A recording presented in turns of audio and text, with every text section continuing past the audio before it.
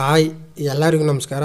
ಇವತ್ತಿನ ಈ ಒಂದು ವಿಡಿಯೋದಲ್ಲಿ SSP ಸ್ಕಾಲರ್ಶಿಪ್ ಸ್ಟೇಟಸ್ನಲ್ಲಿ ಡಿಪಾರ್ಟ್ಮೆಂಟ್ ಕಡೆಯಿಂದ ವೆರಿಫಿಕೇಷನ್ ಆಗಿ ಅಮೌಂಟ್ ಕೂಡ ಅಪ್ಡೇಟ್ ಆಗಿದೆ.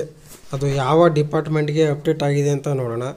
ನೀವೇನಾದರೂ ಮೊದಲ ಬಾರಿಗೆ SSP ಸ್ಕಾಲರ್ಶಿಪ್ಗೆ ಅಪ್ಲೈ ಮಾಡಿದರೆ ಯಾವ ಥರ ಅಮೌಂಟು ಬರುತ್ತೆ, ಯಾವ ಸ್ಟೆಪ್ಗಳ ಮುಖಾಂತರ ನಿಮ್ಮ ಅಕೌಂಟ್ಗೆ ಅಮೌಂಟು ಬರುತ್ತೆ ಅಂತ ಈ ಒಂದು ವಿಡಿಯೋದಲ್ಲಿ ತಿಳ್ಕೊಳ್ಳೋಣ. ಈ ಥರ ಅಪ್ಡೇಟ್ಗಳಿಗಾಗಿ ನಮ್ಮ ಚಾನಲ್ಗೆ ಸಬ್ಸ್ಕ್ರೈಬ್ ಮಾಡಿ, ಒಂದು ಲೈಕ್ ಮಾಡಿ ಅಂತ ಹೇಳ್ತಾ ಬನ್ನಿ ಈ ಒಂದು ವಿಡಿಯೋನ ಶುರು ಮಾಡೋಣ. ಈ SSP ಸ್ಕಾಲರ್ಶಿಪ್ ಸ್ಟೇಟಸನ್ನು ಚೆಕ್ ಮಾಡೋದೇನಾದ್ರು ಗೊತ್ತಿಲ್ಲ ಅಂತ ಹೇಳಿದ್ರೆ ಅದನ್ನು ಯಾವ ರೀತಿಯಾಗಿ ಚೆಕ್ ಮಾಡಬೇಕು ಅಂತ ವಿಡಿಯೋವನ್ನು ಮಾಡಿದ್ದೀನಿ.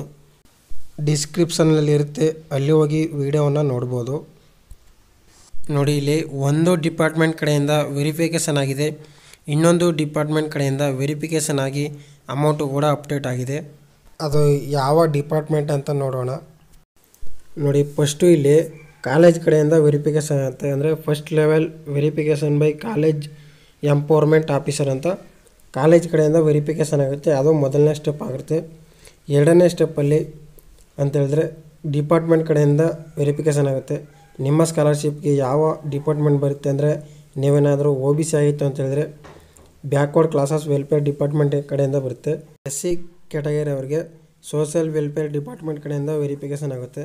ನೆಕ್ಸ್ಟು ST ಆಗಿತ್ತು ಅಂತ ಹೇಳಿದ್ರೆ ಟ್ರೈಬಲ್ ವೆಲ್ಫೇರ್ ಡಿಪಾರ್ಟ್ಮೆಂಟ್ ಕಡೆಯಿಂದ ವೆರಿಫಿಕೇಷನ್ ಆಗುತ್ತೆ. ನೆಕ್ಸ್ಟು ಇನ್ನೊಂದು ಯಾವುದು ಅಂದರೆ, ನೀವೇನಾದರೂ ಅಲ್ಪಸಂಖ್ಯಾತರಾಗಿದ್ದರೆ ಮೈನಾರಿಟಿ ಡಿಪಾರ್ಟ್ಮೆಂಟ್ ಕಡೆಯಿಂದ ವೆರಿಫಿಕೇಷನ್ ಆಗುತ್ತೆ. ನೋಡಿ, ಈ ಒಂದು ಅಪ್ಲಿಕೇಶನಲ್ಲಿ ಬ್ಯಾಕ್ವರ್ಡ್ ಕ್ಲಾಸಸ್ ವೆಲ್ಫೇರ್ ಡಿಪಾರ್ಟ್ಮೆಂಟ್ ಕಡೆಯಿಂದ ವೆರಿಫಿಕೇಷನ್ ಆಗಿರ್ಬೋದು. ನೋಡಿ, ಈ ಒಂದು ಸ್ಟೇಟಸಲ್ಲಿ ಮೈನಾರಿಟಿ ಡಿಪಾರ್ಟ್ಮೆಂಟ್ ಕಡೆಯಿಂದ ಅಪ್ಡೇಟ್ ಆಗಿರ್ಬೋದು. ಫಸ್ಟ್ನೇ ಸ್ಟೆಪ್ಪಲ್ಲಿ ಅಪ್ಲಿಕೇಶನ್ನು ವೆರಿಫೈ ಆಗುತ್ತೆ. ನೆಕ್ಸ್ಟು ಇಲ್ಲಿ ಸೆಕೆಂಡ್ನೇ ಸ್ಟೆಪ್ಪಲ್ಲಿ ಅಮೌಂಟ್ ಅಪ್ಡೇಟ್ ಆಗುತ್ತೆ. ಅಂದರೆ ಇದು ಇಂಜಿನಿಯರಿಂಗ್ ಸ್ಟೂಡೆಂಟ್ ಅವ್ರಿಗೆ ಫೀ ರಿಂಬರ್ಸ್ಮೆಂಟ್ ಅಮೌಂಟ್ ಬರುತ್ತಲ್ಲ, ಅದರದ್ದು ಅಪ್ಡೇಟ್ ಆಗಿರ್ಬೋದು.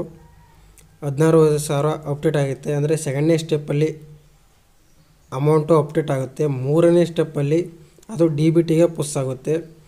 ಪುಷ್ ಟು DBT ಅಂತಿದೆಯಲ್ಲ, ಅದರಲ್ಲಿ ಎಸ್ ಅಂತ ಅಪ್ಡೇಟ್ ಆಗುತ್ತೆ. ಅಮೌಂಟ್ ಕಾಲಮಲ್ಲಿ ಅಮೌಂಟು ನಿಮ್ಗೆ ಎಷ್ಟು ಬರುತ್ತೆ ಆ ಅಮೌಂಟು ಅಪ್ಡೇಟ್ ಆಗುತ್ತೆ. DBTಗೆ ಪುಷ್ ಆಗಿ ನೆಕ್ಸ್ಟ್ ಇಲ್ಲಿ ಪೇಮೆಂಟ್ ಸ್ಟೇಟಸ್ ಇನ್ DBT ಅದರಲ್ಲಿ ಅಪ್ಡೇಟ್ ಆಗುತ್ತೆ. ಅದಾದ ನಂತರ ನಿಮ್ಮ ಬ್ಯಾಂಕ್ ಅಕೌಂಟ್ಗೆ UTR ನಂಬರ್ ಜನ್ರೇಟ್ ಆಗಿ ನಿಮಗೆ ಪೇಮೆಂಟ್ ಬರುತ್ತೆ ಅಂತ ಹೇಳ್ಬೋದು. ಈ ರೀತಿಯಾದ ಸ್ಟೆಪ್ಗಳ ಮುಖಾಂತರ ನಿಮ್ಮ ಅಕೌಂಟ್ಗೆ ಸ್ಕಾಲರ್ಶಿಪ್ ಅಮೌಂಟು ಬರುತ್ತೆ. ನೋಡಿ, ಈ ಒಂದು ಸ್ಟೇಟಸಲ್ಲಿ ಅಮೌಂಟು ಅಪ್ಡೇಟ್ ಆಗಿದೆ ಅಷ್ಟೇ, ಇನ್ನೂ DBTಗೂ ಕೂಡ ಪುಷ್ ಆಗಿಲ್ಲ ಮತ್ತು ಬ್ಯಾಂಕ್ ಅಕೌಂಟ್ಗೂ ಕೂಡ ಬಂದಿಲ್ಲ. ಈ ಅಮೌಂಟ್ ಬರೋದಕ್ಕೆ ಸ್ವಲ್ಪ ದಿನಗಳು ವೆಯ್ಟ್ ಮಾಡಬೇಕಾಗಿರುತ್ತೆ. ಬಂದಾಗ ವಿಡಿಯೋ ಮಾಡ್ತೀನಿ ಅಂತ ಹೇಳ್ತಾ, ಈಗ ಎಲ್ಲರಿಗೂ ಕೂಡ ವೆರಿಫಿಕೇಷನ್ ಆಗ್ತಾಯಿದೆ. ನಿಮ್ಮ ಸ್ಟೇಟಸಲ್ಲೂ ವೆರಿಫಿಕೇಷನ್ ಆಗಿದೆಯಾ ಏನು ಅಂತ ಚೆಕ್ ಮಾಡ್ಕೊಳ್ಳಿ. ಈ ಮಾಹಿತಿ ಇಷ್ಟ ಆಗಿದರೆ ಇನ್ನೂ ಕೂಡ ನಮ್ಮ ಚಾನಲ್ಗೆ ಯಾರು ಸಬ್ಸ್ಕ್ರೈಬ್ ಮಾಡಿಲ್ಲ ಅವರು ಸಬ್ಸ್ಕ್ರೈಬ್ ಮಾಡ್ಕೊಳ್ಳಿ ಮತ್ತು ಒಂದು ಲೈಕ್ ಮಾಡಿ ಅಂತ ಹೇಳ್ತಾ ಈ ಒಂದು ವಿಡಿಯೋನ ಮುಗಿಸ್ತಾ ಇದ್ದೀನಿ. Thanks for watching.